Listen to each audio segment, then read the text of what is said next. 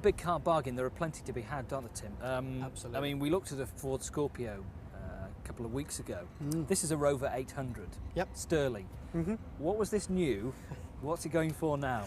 This particular car would have set back the prospective buyer in 1997. This had a list price of just under £24,000.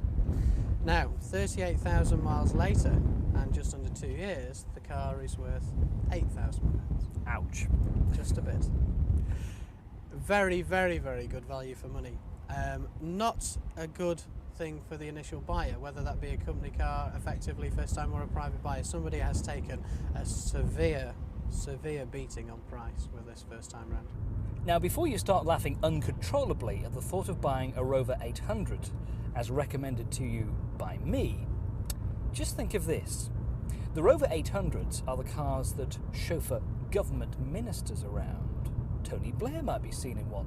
Heaven, John Prescott took one 250 yards so it wouldn't spoil his wife's hairdo at the recent party conference.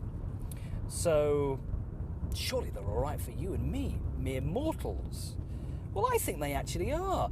This Rover 800 Sterling has a 2-litre engine. It's a little bit underpowered, only 136 brake horsepower, but it's just so lavishly equipped.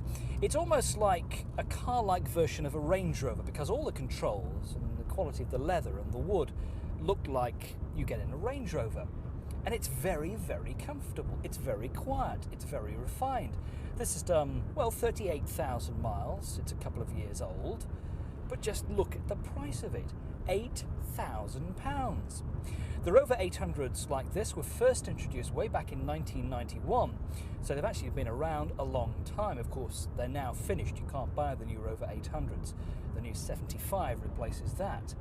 But if you looked around for something like a K-Reg 820i, either in saloon or hatchback, you could find one less than £3,000. And you could even find one at that sort of money with little miles on the clock. So am I managing to convince you yet that perhaps a Rover 800 might be a good buy? Well, I hope I am, because I've actually got a little bit of a soft spot for the 800. I've never actually owned one, but always liked the look of one because they're just bargains. I mean, buying one new, you must be completely round the bend, because if it was your money, you just might as well go and throw it down the drain. £24,000 for this 2-litre Sterling new, £8,000 less than £8,000 now. And that's the same with all the 800 cars.